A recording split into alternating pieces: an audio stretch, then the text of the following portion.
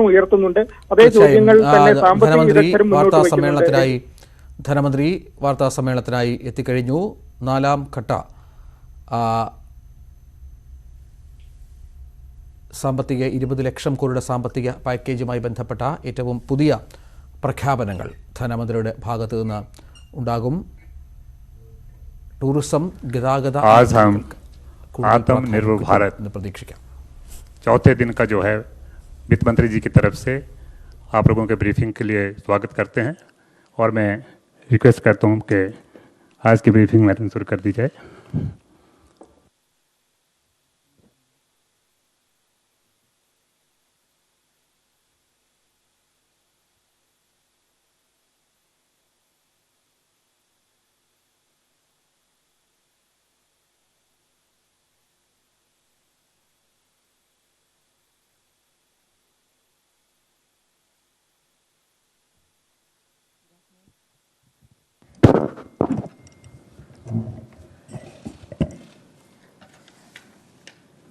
Namaskar.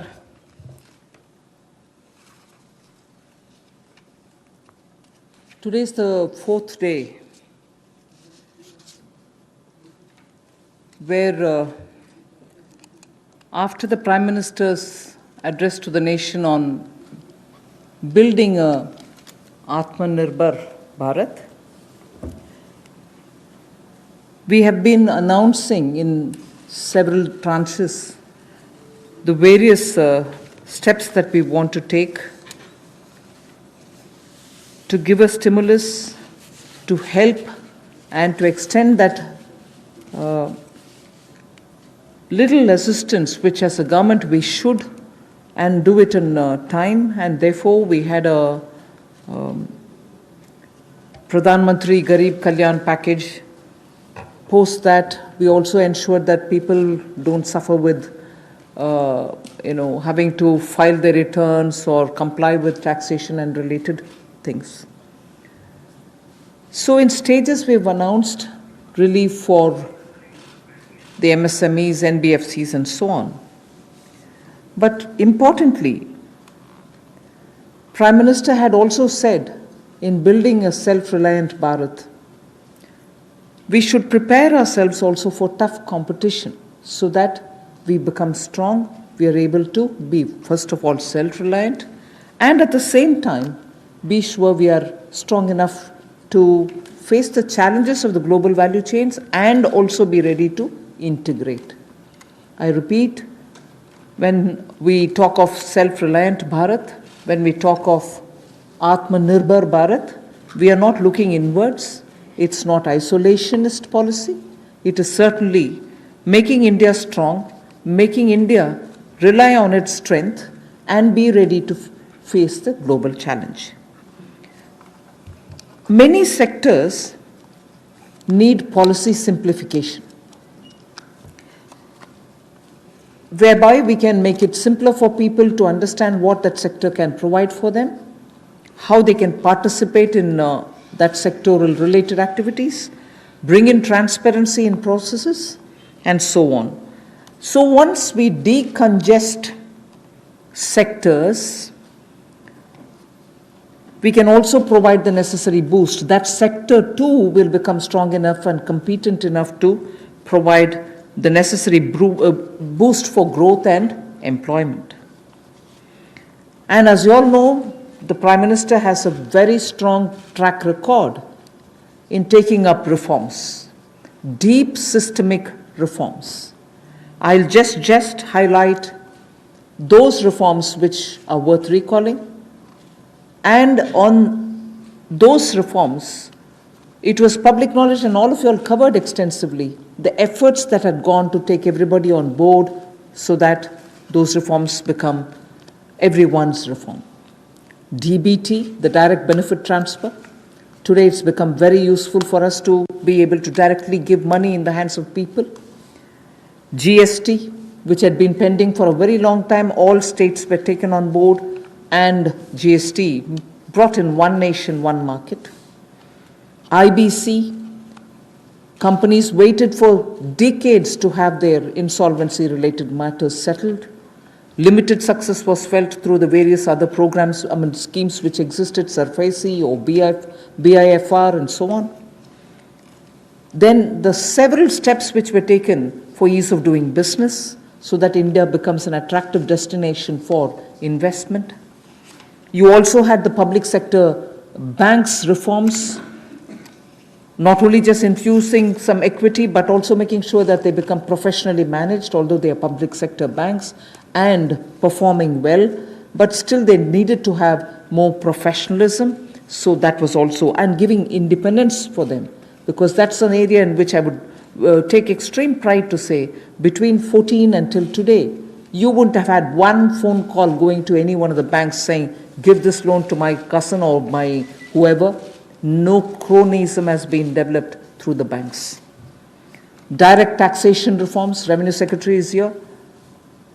Most unexpected time, the country saw that a drastic step had been taken, drastic but in a favorable sense. Power sector reforms. Udai was a scheme which was brought in with a great sense of wanting to clean up that sector. It has its challenges, but it was a daring reform. Coal sector, and also water and irrigation. There are many such I can list, but Prime Minister Modi has been absolutely consistent in making sure reforms are taken up. So structural reforms are the focus of today's announcements. Today's announcements are focusing on structural reforms. The sectors in which these measures will be impacting are those sectors with these reforms which are going to be the new horizon for growth. And therefore, we see great potential in more investments which can be drawn with the reforms that we are announcing today. More production can be clearly marked, and certainly it will lead to a lot more employment possibilities.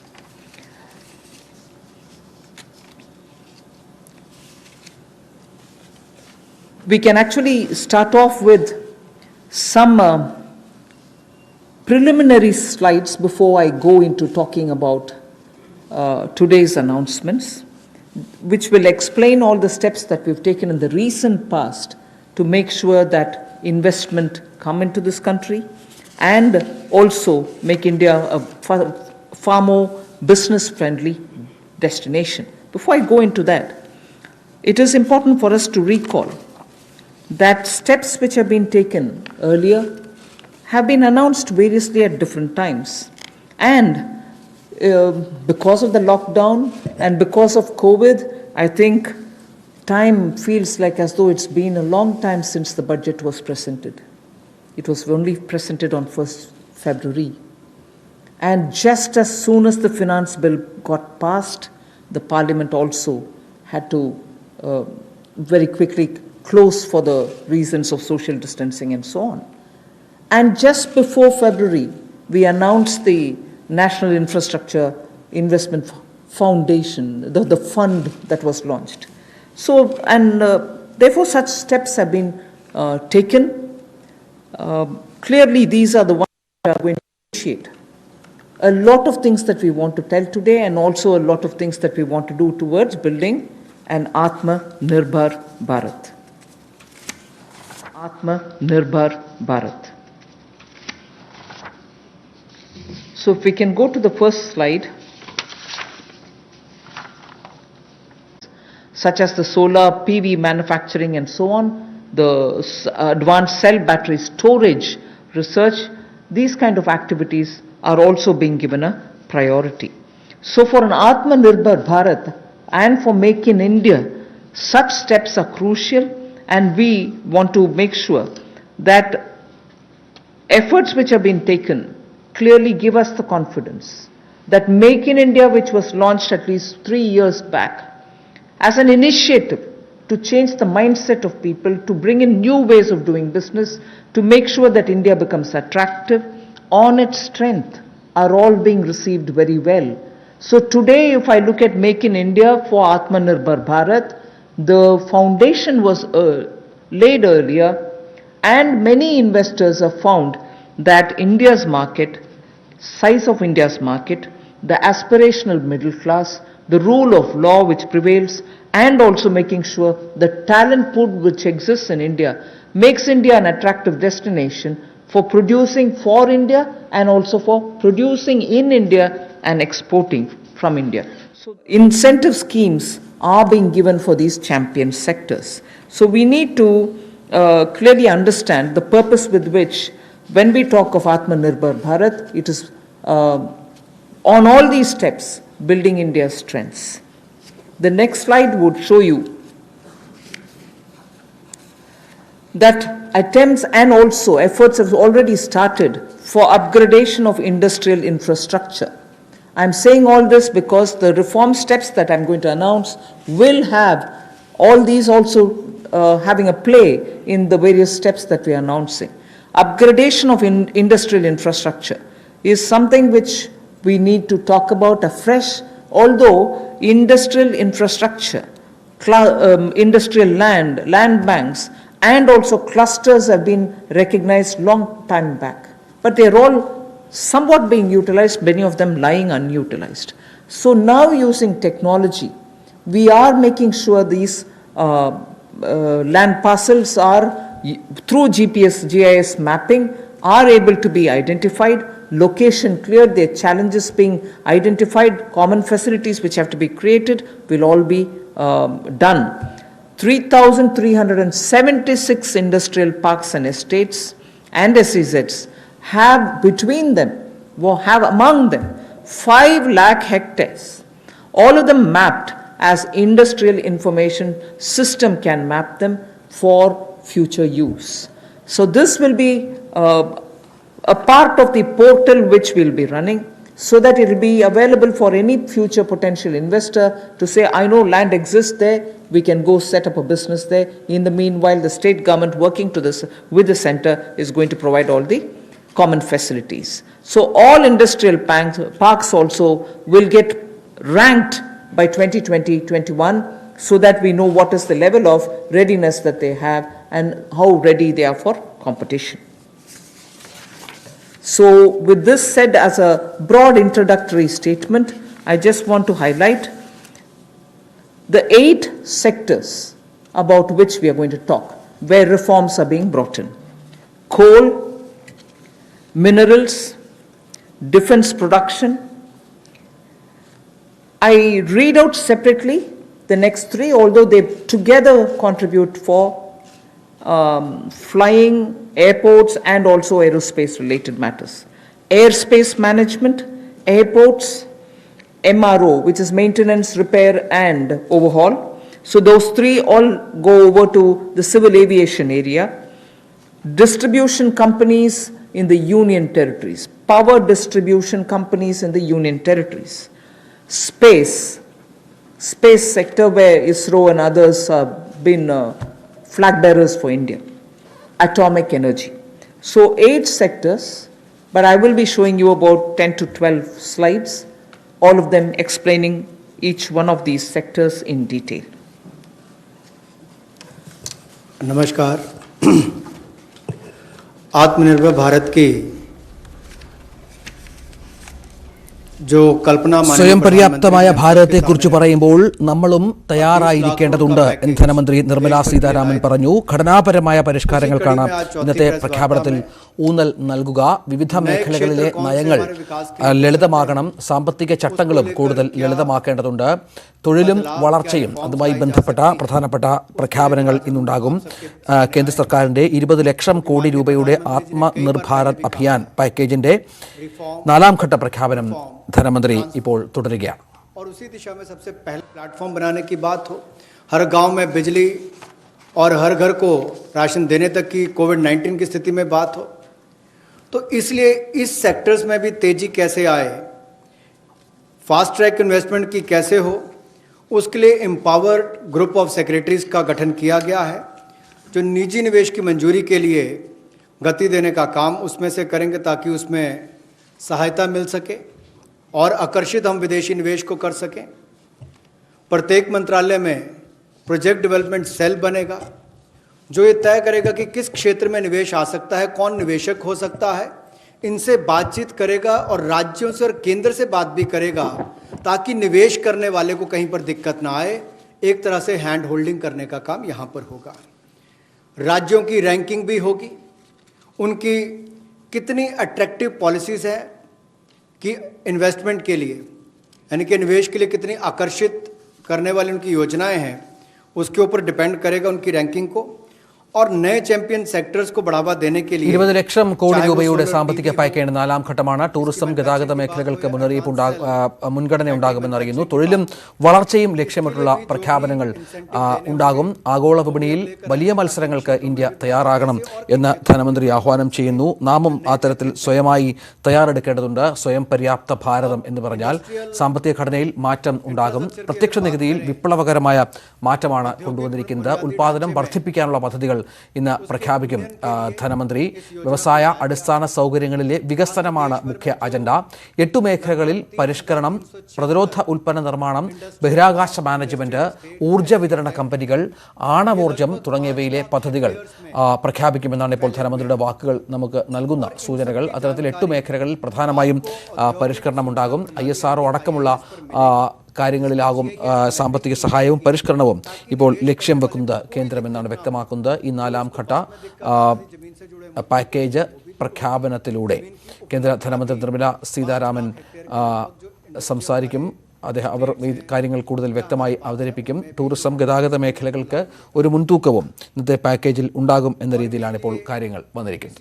बदलाव भी लाया गया है, इसको mission mode पर, challenge mode पर किया जाएगा ताकि ज़्यादा से ज़्यादा निवेशकों को ज़मीन जल्द से जल्द उपलब्ध राज्यों में करवाई जा सके। और इसके लिए कनेक्टिविटी में भी सुधार होगा और कॉमन इंफ्रास्ट्रक्चर जो है उसमें भी अपग्रेड करने का काम किया जाएगा। The first of the 8 sectors that I want to speak about is coal. There are 4 slides all speaking about the various steps, but I will run through about all the 4, even though the sequencing may be a bit different. We are bringing in commercial mining in coal sector. You know, coal, as all of you all know, coal is a government monopoly. That government monopoly is what is now being removed. Commercial mining of coal on a revenue sharing basis would help more coal availability and also more coal availability at market prices. So this will be far more efficient and more people can get to using it. Liberalized entries will be allowed for people to participate for a range of coal blocks, and for those who produce well before the deadline, incentives also will be given. But let's first understand, if India, which is the third richest or which has the third largest and third large valued coal availability in its mines, in untapped mines, meaning it has the third valuable deposit of coal, and we still import coal, and we still sometimes feel that the energy sector is suffering because raw material is not available. So regulations are required, and this line you would recall I have said day before yesterday, I have also said yesterday, regulations are required when there is a shortage. But this country has got abundant coal, and we've been regulating it, suffocating it from producing ample quantity of coal which will be required by the industry. Economy can be benefiting from this kind of opening up. Of course, we are conscious that coal is not so environment friendly. So in order to have coal converted into gas, we are providing incentive so that coal is also used, but the environment commitments of India are honored and we benefit from gasification of coal. And also the coal bed methane also will be auctioned so that these coal beds which are with Coal India but untapped also can benefit the country. So the coal bed methane extraction also will happen through auctioning. 50,000 crores will be spent by Government of India for creating evacuation infrastructure.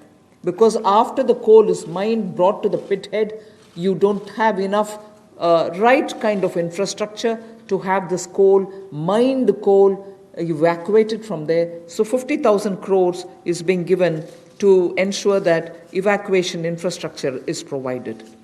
So this is, in short, what is being done to bring in reforms in the coal sector.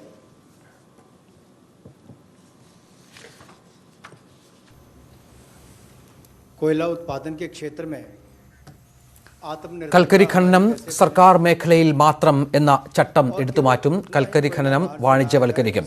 കൽക്കരി, ധാതുക്കൾ എന്നിവയിൽ പുതിയ പദ്ധതികൾ പ്രഖ്യാപിച്ചു വരികയാണ് ഇപ്പോൾ ധനമന്ത്രി നിർമ്മലാ സീതാരാമൻ. ഇതുൾപ്പെടെ 8 മേഖലകളുള്ള പരിഷ്കരണമാണ് ഉണ്ടാവുക. അത് പ്രധാനപ്പെട്ട ഒരു തീരുമാനം തന്നെയാണ്. ഇനി കൽക്കരി ഖനനം സർക്കാർ മേഖലയിൽ മാത്രമായിരിക്കുകയില്ല, അത് വാണിജ്യവൽക്കരിക്കാനുള്ള തീരുമാനം ഇപ്പോൾ കേന്ദ്ര സർക്കാരിൻ്റെ ഭാഗത്ത് നിന്ന് ഉണ്ടായിരിക്കുന്നു. 50,000 കോടി രൂപ അത്തരത്തിൽ ചിലവഴിക്കും എന്നും വ്യക്തമാക്കി കഴിഞ്ഞു ധനമന്ത്രി. പ്രതിരോധ ഉൽപ്പന്ന നിർമ്മാണം ഉൾപ്പെടെയുള്ള 8 മേഖലകളിൽ പ്രധാനപ്പെട്ട പദ്ധതികൾ ഇന്ന് പ്രഖ്യാപിക്കുന്നുണ്ട്. ബഹിരാകാശ മാനേജ്മെന്റ്, ഊർജ്ജ വിതരണ കമ്പനികൾ, ആണവോർജ്ജം തുടങ്ങിയവയിലെ പദ്ധതികൾ ഇന്ന് പ്രഖ്യാപിക്കുന്നുണ്ട്. കൽക്കരി ഖനനം സർക്കാർ മേഖലയിൽ മാത്രം എന്ന ചട്ടം എടുത്തുമാറ്റും എന്ന് ധനമന്ത്രി അല്പസമയം പ്രഖ്യാപിച്ചു. ഇത് വാണിജ്യമാക്കും. കൽക്കരി ഖനനം വാണിജ്യമാക്കും. കൽക്കരി ഖനനത്തിൽ ഇനി സ്വകാര്യ പങ്കാളിത്തവും ആകാം എന്ന വളരെ പ്രധാനപ്പെട്ട നിർണായകമായ തീരുമാനം ഉണ്ടാവുകയാണ് കേന്ദ്ര സർക്കാരിന്റെ ഭാഗത്ത്. क्षेत्र को देकर जल्दी उसमें और लाभ मिल सकता है और प्लेयर्स आएंगे तो खनन ज़्यादा हो पाएगा. और जो अपना समय से पहले खनन की प्रक्रिया को पूरा करता है तो उसको भी इंसेंटिवाइज करने का काम कुछ ऐसे प्रोग्राम्स के माध्यम से किया जाएगा. गैसिफिकेशन के लिए नई अलॉटमेंट्स की जाएंगी ताकि अलग अलग इसमें डाइवर्सिफाइड अपॉर्चुनिटीज मिल सकें उनको.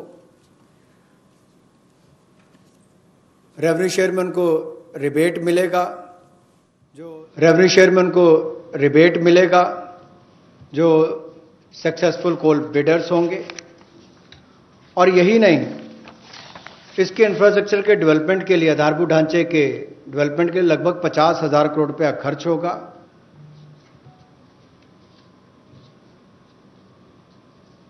और ये जो कोल इंडिया लिमिटेड की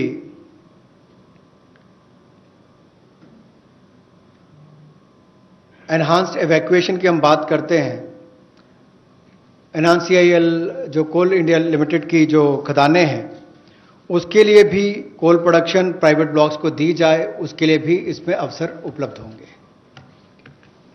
I move to mining of minerals. We spoke about coal all the while. Now we talk about minerals. Minerals, the sectoral reform that we want to bring in order that we have a boost given for growth of the sector, better employment potential, and bring in state-of-the-art technology, is to now have a seamless composite exploration. Somebody was doing the exploration, someone else had to again come and undergo the whole process of auction, bids and so on to start the mining. And then once the mining activity starts, the production is subsequent. All these were dealt with in separate silos. So now what is being suggested is to, for ease of everybody participating and also the stakeholders, a seamless composite exploration cum mining cum production regime is being brought in. So there is no uncertainty for somebody who invests a big quantum of money for exploration whether he'll be able eventually to even to mine the mineral. So that system is going to make it easy. 500 mining blocks would be offered through this open, transparent mechanism. And if I take the example of aluminium, the way in which things had happened, the prevailing by the prevailing setup, if somebody wants bauxite, which is a necessary raw material for aluminium, he had to go for an auction for bauxite. And then he would realize that he doesn't have enough power to generate, or power supply is erratic. Then he would turn around saying, can I have some coal from somewhere? If he doesn't get it, or if he doesn't have enough power supply, he ends up sitting with the raw material but not being able to produce aluminium. So many such people had left this country and gone and invested elsewhere because of these mismatched policy. So what we are now taking the example of aluminium telling you is joint auction of the necessary two like bauxite and coal will happen so that it can enhance aluminium industry's competitiveness and will help aluminium industry now to reduce electricity costs because they would be given the coal, they can gasify it and then use it or use it in the other way. So that is one major step that we want to take in order that the mineral sector is better facilitated. And then we would also like to remove the distinction between captive and non-captive mines. So that will also help in transferring of mining leases and sale of surplus and sale of unused minerals. So I've had a mine given to me, I've taken some mineral out of it, but later I've lost interest, I don't have the capacity anymore. The left unused mineral lies there, nobody else benefits out of it. So now we are permitting them to transfer the mining lease so that whoever is interested in using the rest of it, which has been kept there, meaning which is lying there unmined, they can also use it so the country can benefit from it. Then the Ministry of Mines is in the process of developing a mineral index for different minerals. The process is ongoing. Then a rationalization of stamp duty which is payable at the time of award of mining leases is also happening. So these two slides have clearly told you about the various reform steps that we're taking in order that this country, which is rich in minerals, gets timely served by the availability of the minerals for the industries to benefit from. जहां कोयले वाले में पहले partially explored blocks इनकी भी option करने की 50,000 കോടി രൂപ ഇന്ന് 8 മേഖലകളിൽ പ്രഖ്യാപനം നടത്തുന്നു. അതിൽ പ്രധാനപ്പെട്ട കാര്യം 50,000 കോടി രൂപ കൽക്കരി മേഖലയിൽ അടിസ്ഥാന സൗകര്യം ഒരുക്കാൻ കൽക്കരി മേഖലയിലെ ഖനനം സ്വകാര്യ മേഖലയ്ക്ക് കൂടി വിട്ടുകൊടുത്തുകൊണ്ടുള്ള പ്രഖ്യാപനമുണ്ടായി. വൈദ്യുതി വിതരണ കമ്പനികൾ തുടങ്ങി 8 മേഖലകളാണെന്ന് പ്രഖ്യാപനം ഉണ്ടാവുക. അത്തരത്തിലുള്ള നിർണായകമായ ഒരു തീരുമാനം കേന്ദ്ര സർക്കാരിന്റെ ഭാഗത്തുനിന്നുണ്ടാകുന്നു. മുൻപരിചയമില്ലാത്തവർക്കും കൽക്കരി ഖനനത്തിൽ പങ്കെടുക്കാം. സ്വകാര്യ മേഖലയ്ക്ക് അനുവദിച്ച പ്രഖ്യാപനത്തിൽ അങ്ങനെയാണ് പറഞ്ഞത്. വരുമാനം പങ്കിടുന്ന രീതിയിലായിരിക്കും ഇത് ലേലം അടക്കം നടക്കുക. ആദ്യം 50 ബ്ലോക്കുകളിൽ അത്തരത്തിൽ സ്വകാര്യവൽക്കരണം നടത്തും. അങ്ങനെയാണ് ധനമന്ത്രി പറഞ്ഞത്. ലേലത്തിൽ പങ്കെടുക്കാം ആർക്കും, യോഗ്യത ഒരു മാനദണ്ഡം അല്ല. മുൻപരിചയമില്ലാത്ത ആർക്കും അത്തരത്തിൽ പങ്കെടുക്കാം. അങ്ങനെയാണ് ഇപ്പോൾ പ്രധാനപ്പെട്ട തീരുമാനം. വ്യവസായ മേഖലയിലെ അടിസ്ഥാന സൗകര്യം മെച്ചപ്പെടുത്തും. വ്യവസായ ആവശ്യത്തിനുള്ള ഭൂമിയുടെ വില പ്രസിദ്ധപ്പെടുത്തും. ഇന്ന് അത്തരത്തിലുള്ള 8 മേഖലകളിലെ പ്രഖ്യാപനമാണ് പ്രതീക്ഷിക്കുന്ന ധനമന്ത്രിയുടെ ഭാഗത്തു നിന്ന്. വളരെ പ്രധാനപ്പെട്ട നിർണായകമായ തീരുമാനം അത്തരത്തിലുണ്ടായത് കൽക്കരി മേഖലയുമായി തന്നെയാണ്. 18,000 കോടി രൂപ കൽക്കരി നീക്കാൻ, ഈ 50,000 കോടിയിൽ 18,000 കോടി രൂപ കൽക്കരി നീക്കാൻ ഉപയോഗിക്കും എന്നാണ് കേന്ദ്ര ധനമന്ത്രി ഇപ്പോൾ പ്രഖ്യാപിച്ചിരിക്കുന്നത്. വരുമാനം പങ്കിടുന്ന രീതിയിൽ സ്വകാര്യ മേഖലയ്ക്ക് കൂടി പങ്കാളിത്തം നൽകിക്കൊണ്ടുള്ള രീതിയിലാകും ഇനി കൽക്കരി ഖനനം. നേരത്തെ സർക്കാർ മേഖലയിൽ മാത്രമായിരുന്നു ഖനനം നിലനിന്നിരുന്നത്. ഇത് സ്വകാര്യ മേഖലയ്ക്ക് കൂടി അനുവദിച്ച് കൊടുക്കത്തക്ക വിധത്തിലുള്ള പ്രഖ്യാപനം ധനമന്ത്രിയുടെ ഭാഗത്തു നിന്ന് ഉണ്ടാകുന്നു. संरचनात्मक सुधार लाने की बात कही है, उसमें भी seamless composite exploration cum mining production regime की हम बात करते हैं कि इसको लाएंगे और 500 माइनिंग ब्लॉक्स ये उपलब्ध करवाए जाएंगे और इसमें भी बॉक्साइट और कोल मिनरल ब्लॉक्स इसकी जॉइंट ऑक्शन हो, नीलामी प्रक्रिया हो, इसको बल दिया जाएगा ताकि जो एल्युमिनियम इंडस्ट्री है इससे उसको लाभ मिलेगा. अपनी बिजली की जो लागत आती है उसको कम करने के लिए भी और एल्युमिनियम मैन्युफैक्चरिंग भी यहाँ पर ज़्यादा हो, इससे उसको बल मिलने वाला है. इससे जो हमारे खनन में उसको भी वृद्धि मिलेगी और रोजगार सृजन भी होगा और state of the art technology का भी इसमें उपयोग हो पाएगा.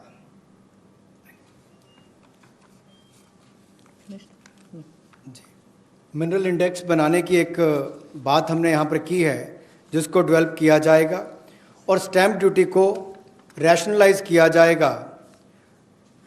उस समय जब वो अवार्ड की जाएगी माइनिंग लीसेस, उस समय उनको कर दिया जाएगा. We now move over to talking about defense production.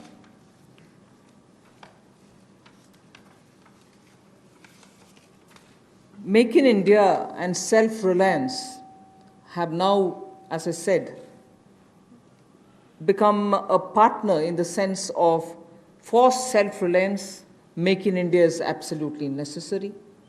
And particularly when you're talking about critical industries like defense, we need to be self-reliant where we really can be. Of course, armed forces require best of equipments. They need some of the latest technology-driven equipments. Some high-tech equipments are required, which have to be imported. They can be imported. And it continues. We are seeing very good latest weaponry coming also. But some of those which are being produced in India can be bought in India. And therefore, we have now come to a conclusion that we shall notify. This is done with the consultation with the Department of Military Affairs.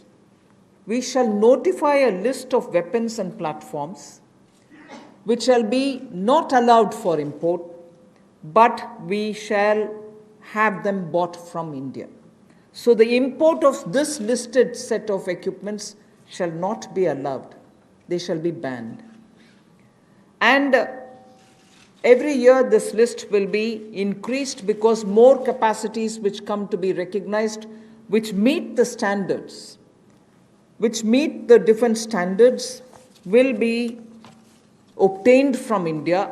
As they say, the Defense's General Staff qualitative requirements, the GSQRs for weapons and platforms, will all be honored, but those list of items which get notified can only be purchased from India. Indigenization of some imported spares will also be given priority. For years, we have been producing spares which are good enough for even those imported vectors, imported weaponry, imported platforms. Unless we are able to do that, the spares are also something which India probably can produce but are getting imported. So indigenization of imported spares. Then for all this, a budget provision, a separate budget provision will also be given for domestic capital procurement. So this is going to be something with which the defense can make sure that their import bill can come down. This is done in consultation with the Department of Military Affairs, and this will be an important step towards making sure that Indian producers of defense equipments which are absolutely meeting with the standards which the armed forces would want will be purchased from India. The next step in defense production related reform is to improve the autonomy, accountability, and efficiency in ordnance supplies which are being made by the ordnance factories. And for this, we intend to corporatize ordnance factory boards. I like to emphasize here, corporatization is not privatization. It doesn't mean that the ordnance factory boards are going to be privatized. No, they're not being privatized. But corporatized they will be. We want them to be better managed. We also eventually hope that they will get listed in the stock market. Ordinary Indian citizens can also buy shares in them. And through that, we expect that the ordnance factory boards and their processes, decision-making, output, performance, all of them will be transparent for the Indian citizens. So ordnance factory boards will be corporatized, not privatized. I want to underline that, and I want media friends to please differentiate between corporatization and privatization. The next set of things about defense production is that FDI limits are being raised from 49% to 74%. Of course, it will have the security clearances and everything else, as always. And then we'll also have a mechanism established so that time-bound defense procurement processes happen. Where there will be a project management unit set up. Support will be given for contract management purposes. Then as I said earlier, a realistic setting for the general staff qualitative requirements, the GSQRs as they're known, of weapons and platforms will be made, because sometimes unrealistic quality requirements are established and quite a lot of time is spent in searching for suppliers who will meet all those requirements. You end up with just one supplier, and just buying it from one supplier is not permitted, and then you do the entire circle all over again. So realistic setting of qualitative requirements is something on which we'll place emphasis, and above all, overhauling of the trial and testing processes.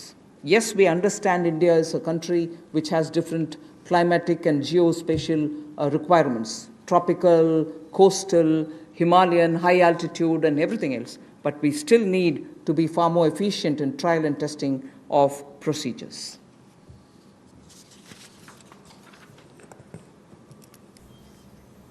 പ്രതിരോധ ഉൽപ്പന്ന നിർമ്മാണങ്ങളുമായി ബന്ധപ്പെട്ട പ്രധാനപ്പെട്ട പ്രഖ്യാപനങ്ങളും നടന്നു. ഇറക്കുമതി ചെയ്യുന്ന ആയുധങ്ങൾ കുറയ്ക്കും.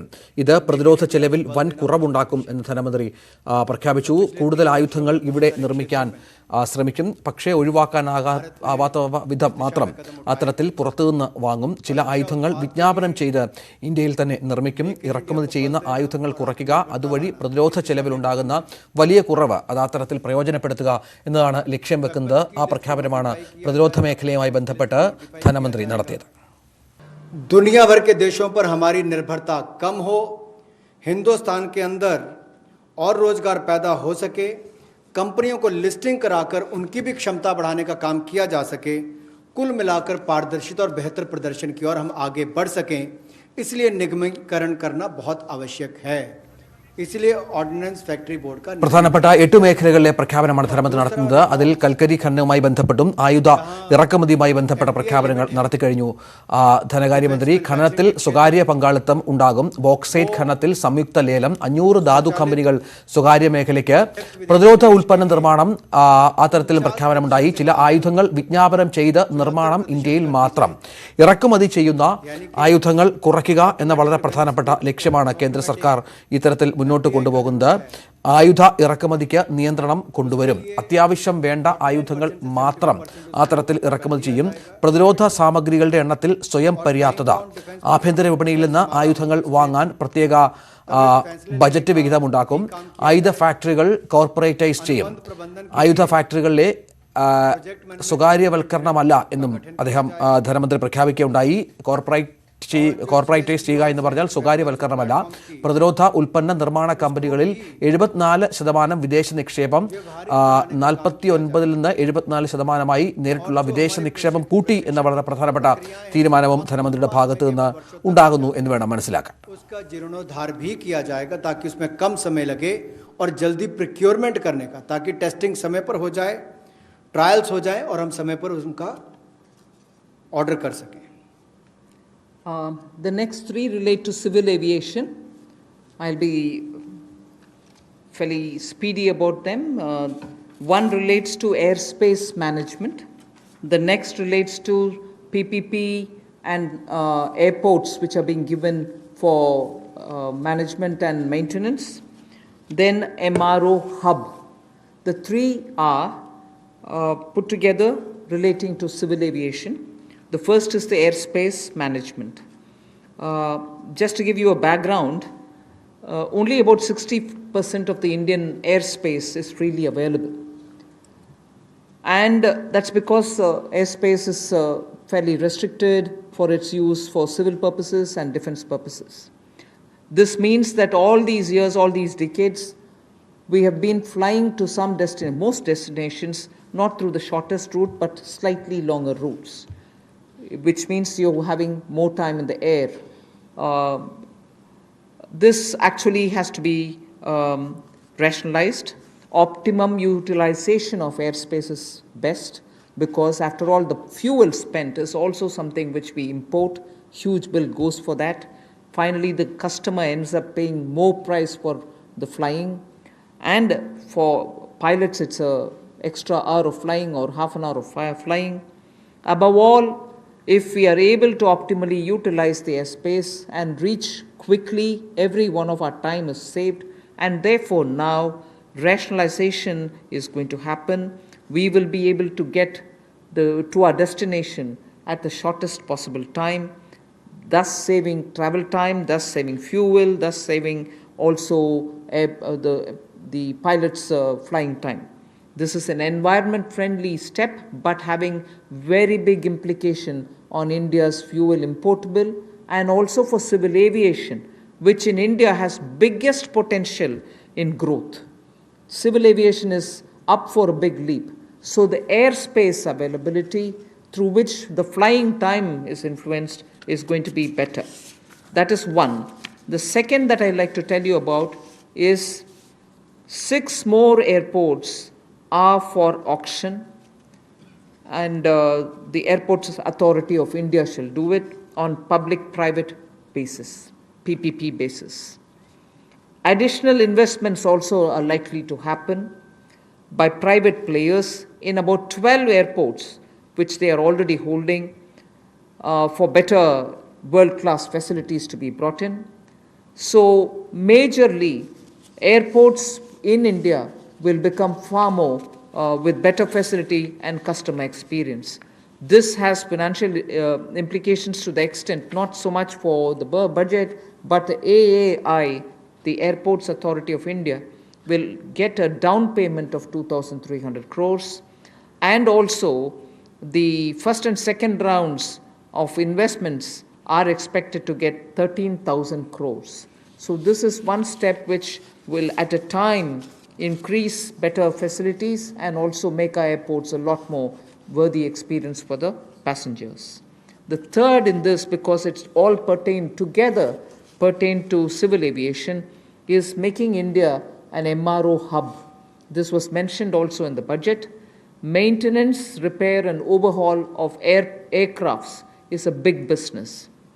Most of the Indian aircrafts themselves go abroad to do their repair works, spend on parts there, and also come back for after the overhaul to India. But maintenance and repair and overall, India has all the capacities, manpower skills required, soft skills required, and also India can then be the center for many of the flights which go towards Southeast Asia, long distance to Australia, similarly westwards also. If we make sure that MRO's ecosystem is created in India, for which the tax regime has already been altered so that it favors setting up MRO in India, this is a major step that we want to make sure that India benefits from. And in this, not just civil aircrafts, but also defense aircrafts can also be benefiting from the MRO, which if we make India as a huge hub. Maintenance cost for all airlines will come down, and that again will have a ripple effect on the passengers. The travelers can probably pay less after that. So these are 3 put together reforms for the civil aviation sector. Civil aviation sector को लेकर जो 3 बड़े രാജ്യത്തെ ബഹിരാകാശ മേഖലയിലും ബഹിരാകാശ ഉൽപ്പന്നങ്ങൾ പൂർണ്ണമായും ഇന്ത്യയിൽ നിർമ്മിക്കാൻ ശ്രമം ഉണ്ടാകും. 6 വിമാനത്താവളങ്ങൾ കൂടി ലേലത്തിന് വെക്കും. രാജ്യത്തെ ബഹിരാകാശ മേഖല പൂർണ്ണമായും പ്രയോജനപ്പെടുത്തുമെന്ന പ്രഖ്യാപനവും ധനമന്ത്രിയുടെ ഭാഗത്തുനിന്നുണ്ടാകുന്നു. 60% ബഹിരാകാശ മേഖല മാത്രമാണ് ഇപ്പോൾ ലഭിക്കുന്നത്. 6 വിമാനത്താവളങ്ങൾ കൂടി അത്തരത്തിൽ ലേലത്തിന് വെക്കും. 12 വിമാനത്താവളങ്ങളിൽ സ്വകാര്യ നിക്ഷേപം ഉണ്ടാകും.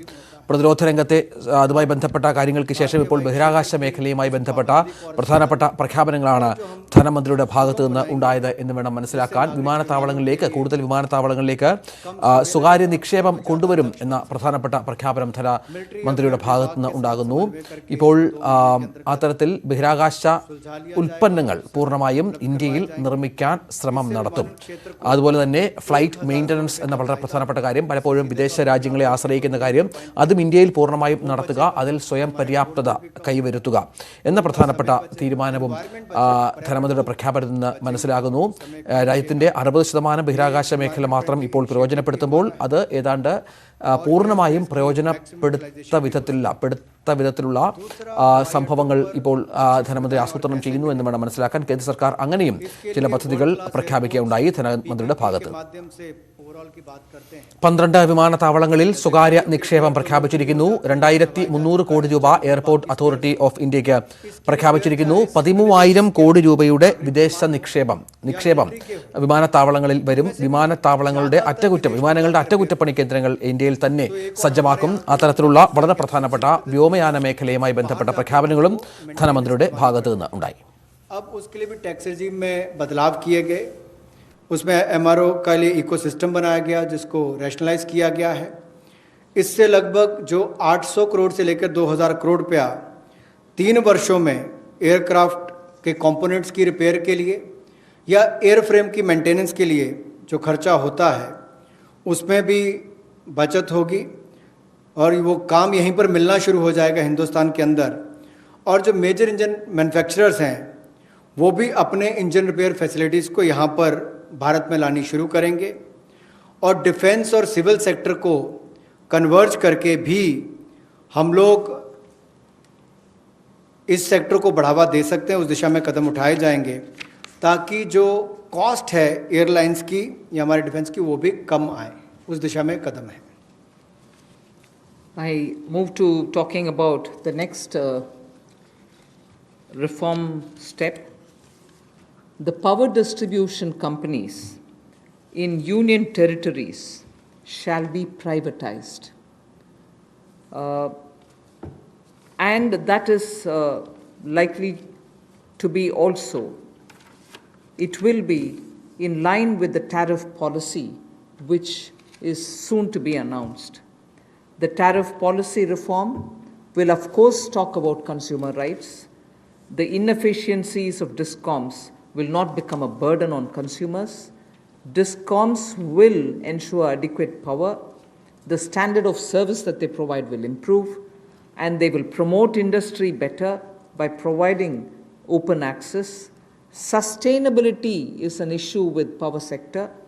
We want to be sure that timely payments to the GENCOs happen. You are aware that 90,000 crores have been given this time because DISCOMs were not able to pay or service their dues to the GENCOs. Such disruptions or ups and downs should be avoided, and DBT also for subsidy receiving beneficiaries will be given directly, and smart prepaid meters will be set up, about which I had mentioned in the budget also. So tariff policy coming into place will also see one more major step, in that in the union territories we shall make sure that the DISCOMs are privatized. Suboptimal performance of power distribution and supply can never be in favor of the customer. So that is as regards power sector reforms.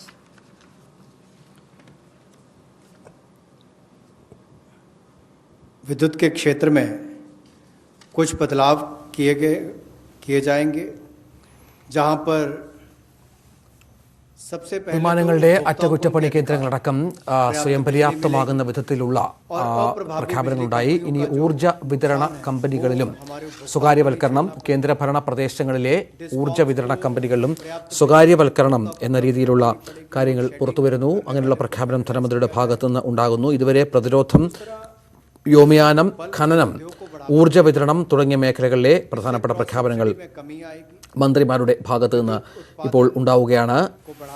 സ്വകാര്യവൽക്കരണമാണ് ഇപ്പോൾ പല മേഖലകളിലും കേന്ദ്ര സർക്കാർ ഉദ്ദേശിക്കുന്നത് എന്ന് വേണം മനസ്സിലാക്കാൻ. പ്രതിരോധ മേഖലയിൽ പക്ഷേ സ്വകാര്യവൽക്കരണമല്ല ലക്ഷ്യം വെക്കുന്നത് എന്ന് നേരത്തെ വ്യക്തമാക്കിയിരുന്നു. പക്ഷേ മറ്റു മേഖലകളിൽ, വിമാനത്താവളം അടക്കമുള്ള മേഖലകളിൽ കൂടുതൽ വിമാനത്താവളങ്ങൾ ലേലത്തിന് വെക്കുക എന്നതടക്കമുള്ള കാര്യങ്ങളിൽ പ്രഖ്യാപനം മന്ത്രിമാരുടെ ഭാഗത്തു നിന്ന് ഉണ്ടാകുന്നു എന്ന് വേണം മനസ്സിലാക്കാൻ. बिजली क्षेत्र में स्थिरता आएगी, इसमें कोई रेगुलेटरी एसेट्स नहीं होंगे और टाइमली पेमेंट जो है, समय पर जो पेमेंट है, जो पावर यानी कि बिजली का उत्पादन करने वाली कंपनियां उनको होंगी.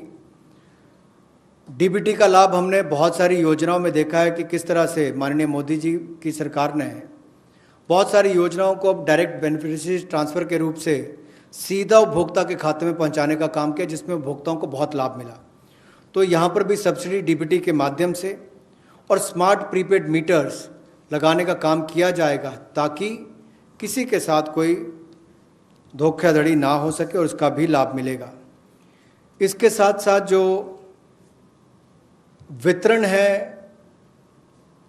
बिजली का, वो यूनियन टेरिटरीज में उसको प्राइवेटाइजेशन करने के लिए, निजीकरण करने के लिए कदम उठाए जा रहे हैं। इस पे जो सब ऑप्टिमल परफॉर्मेंस इनकी पावर डिस्ट्रीब्यूशन कंपनीज की आ रही है और जो सप्लाई में भी कमी रहती है उसमें भी सुधार होगा। और इसमें जो पावर डिपार्टमेंट और यूटिलिटीज़ हैं, यूटीज़ में, इनका निजीकरण किया जाएगा। इससे बेहतर सर्विसेज को बल मिलेगा, जैसा मैंने अभी आपको कहा। और यही नहीं, हमारी पावर डिस्ट्रीब्यूशन में भी एफिशिएंसी और आएगी और एक मॉडल के रूप में हम इसको देश भर के लिए खड़ा करके देंगे। सबसे पहले इनको यूनियन टेरिटरीज में खड़ा किया जाएगा और मुझे पूर्ण विश्वास है बाकी राज्य इन मॉडल्स को देखकर अपने अपने राज्यों में सुधार करने के लिए भी भविष्य में आकर्षित होंगे। The next is on social infra projects. For creation of social infrastructure projects, which are like hospitals, because India needs a ramp up on social infrastructure, government has made a provision for 8,100 crores, that will be the total outlay, which will be going in the form of viability gap funding. So, in general, for most projects which are supported by government or states or the statutory bodies, 20% is what is given as viability gap funding. But in this case of social infrastructure, government has decided to give 30% viability gap funding. So the quantum is increased from 20 to 30%. Through this, we expect that the urgent requirement for social infrastructure all over the country is not just going to be developed by government, but also private enterprises will come in because of this viability gap funding which we want to provide, and that is an increased viability gap funding. सामाजिक बुनियादी ढांचे में निजी क्षेत्र के investment को बल देने के लिए कुछ बदलाव उसमें किए गए वायबिलिटी गैप फंडिंग में। और आपने देखा होगा कोविड-19 के समय भी कि स्कूल, अस्पताल, ऐसे हमारे जो क्षेत्र हैं जिनका बुनियादी ढांचे में और सुधार चाहिए, उसके लिए बल मिले। इसके लिए थोड़ा बदलाव किया गया है कि 30% केंद्र और 30% जो है हमारा राज्य सरकारें उसमें वायबिलिटी गैप फंडिंग के रूप में देंगी। इससे इस क्षेत्र को बल मिलेगा, लेकिन बाकी सेक्टर्स में 20% ही रहेगा।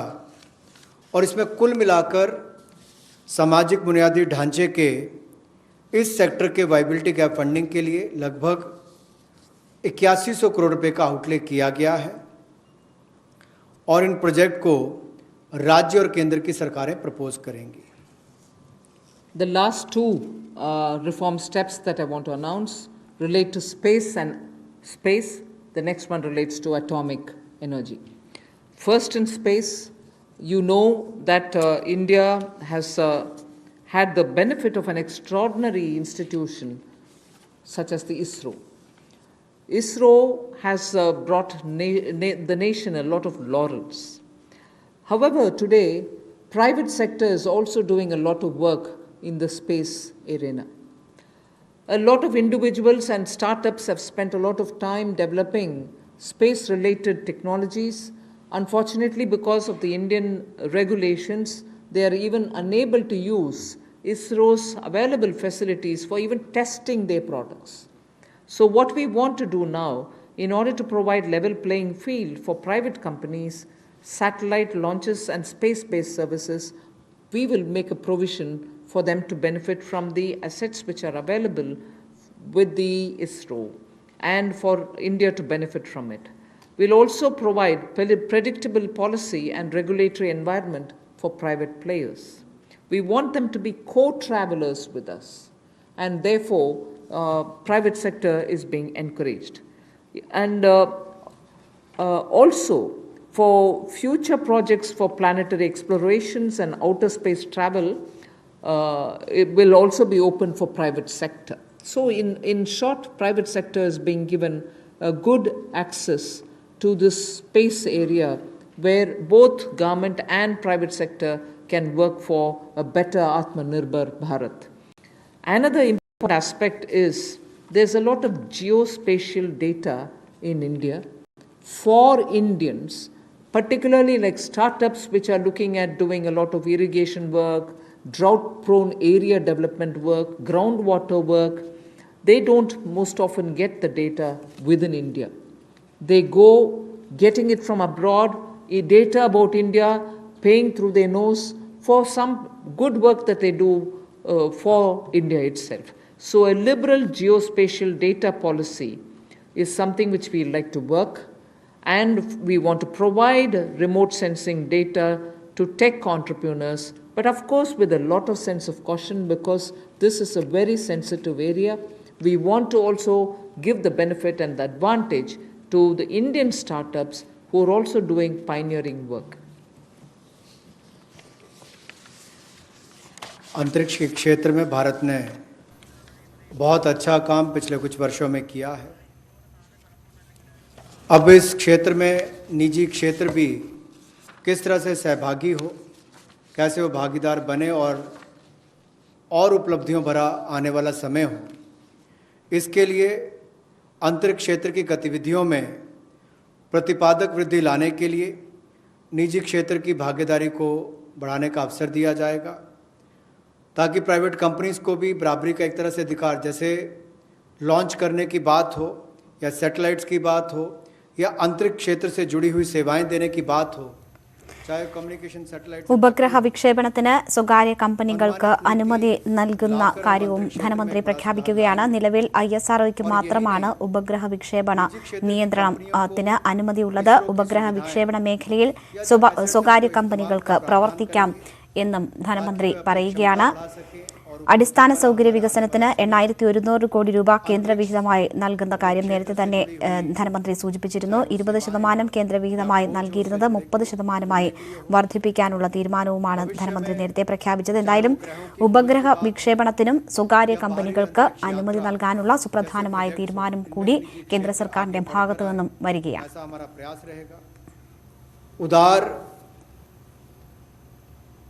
जियोपॉलिटिकल डाटा पॉलिसी हम लेकर आएंगे रिमोट सेंसिंग डेटा के लिए, ताकि टेक्नोलॉजी एंटरप्रेन्योर्स, विशेष तौर पर स्टार्टअप्स जो इस पर काम करते हैं, उनको विदेशी कंपनियों पर निर्भर ना रहना पड़े, वो इस दिशा में बड़े कदम उठा सकें। इस दिशा में कदम उठाए जाएंगे और पॉलिसीज़ पर लाई जाएंगी। The last step for today under the set of reforms that we are announcing is related to atomic energy related reforms. There shall be a research reactor in PPP model which will be established only for the production of medical isotopes. Now, medical isotopes are increasingly used in cancer treatment. In fact, India has earned a lot of goodwill from very many countries which had India supply them these isotopes. So, absolutely for promoting welfare of humanity through affordable treatment for cancer and other diseases, we shall be establishing a research reactor in PPP mode, and that will produce medical isotopes. The next is establishing facilities in, again, PPP mode. Atomic energy is completely with the government, but here are the ways in which we are bringing in the PPP mode, establishing facilities in PPP mode to use irradiation technology, the radiation technology, for food preservation. Radiation technology, as you know, at one point in time the government also was discussing it, and a lot of you all were asking us questions.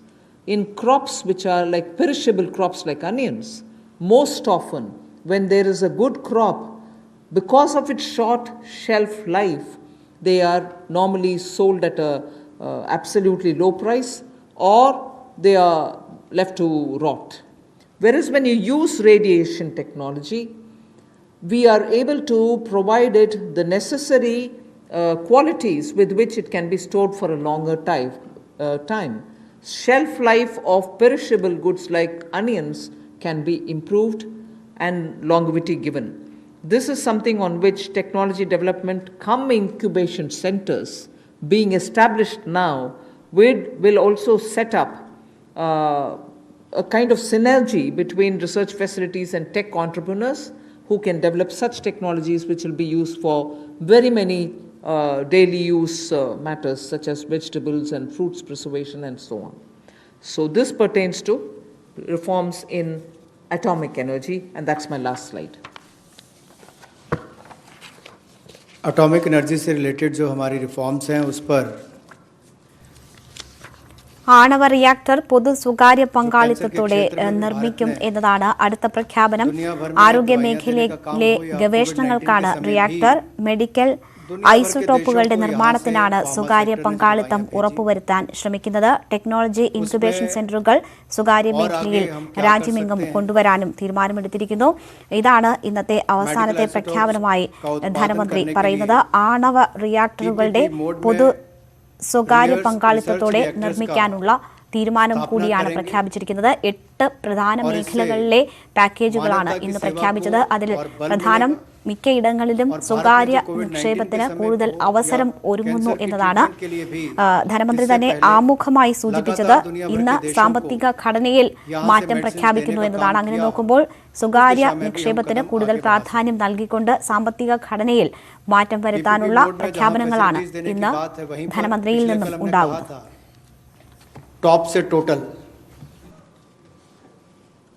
Tomato, onion, potato से total यानी कि सभी सब्जियों के लिए 500 करोड़ रुपए का जो हम प्रावधान 6 महीने के लिए लेकर आए थे कि पेरिशेबल गुड्स सड़गल ना जाएं, उनको भंडारण की क्षमता हो, तो उस दिशा में भी और काम हो सके और फैसिलिटीज़ बना सकें.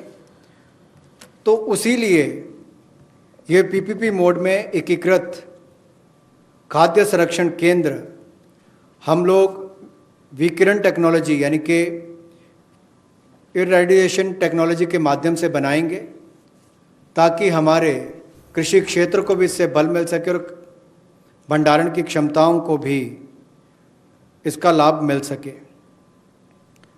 इसके अलावा जो दुनिया भर में भारत के युवाओं ने स्टार्टअप्स के माध्यम से भारत का नाम रोशन किया है, दुनिया के अग्रणी देशों में भारत को लाकर खड़ा किया, ये भारत के युवाओं की एक बहुत बड़ी उपलब्धि है.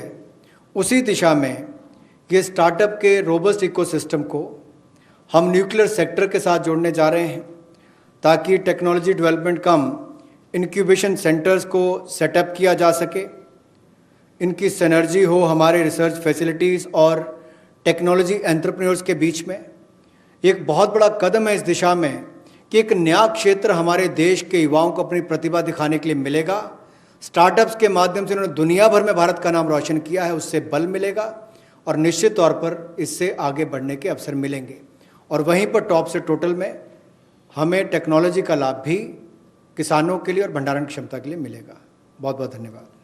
धन्यवाद. Friends, we can take some questions. Otherwise,